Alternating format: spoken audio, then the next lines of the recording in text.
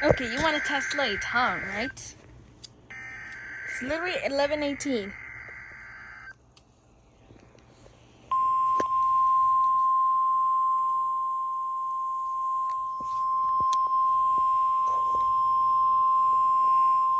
This is the National Weather Service office at Brookhaven National Laboratory in Upton, New York.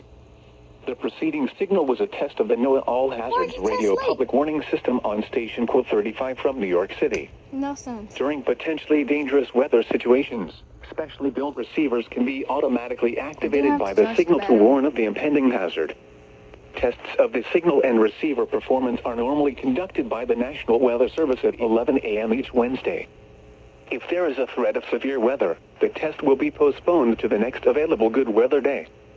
Reception of this broadcast, and especially the warning alarm, will vary at any given location.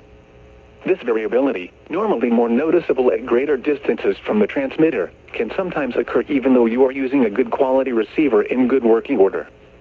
To provide the most consistent and dependable warning service possible, the warning alarm will be activated for hazardous watches and warnings for the following counties: in Southeast New York, Bronx, Kings, Nassau, New York, Orange, Putnam, Queens, Richmond, Rockland, Suffolk, and Westchester; in Northern and Central New Jersey, Bergen, Essex, Hudson, Hunterdon, Middlesex, Monmouth, Morris, Passaic, Somerset, Sussex, Union, and Warren; and in Southwest Connecticut, Fairfield.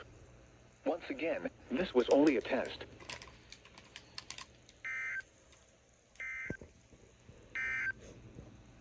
Here is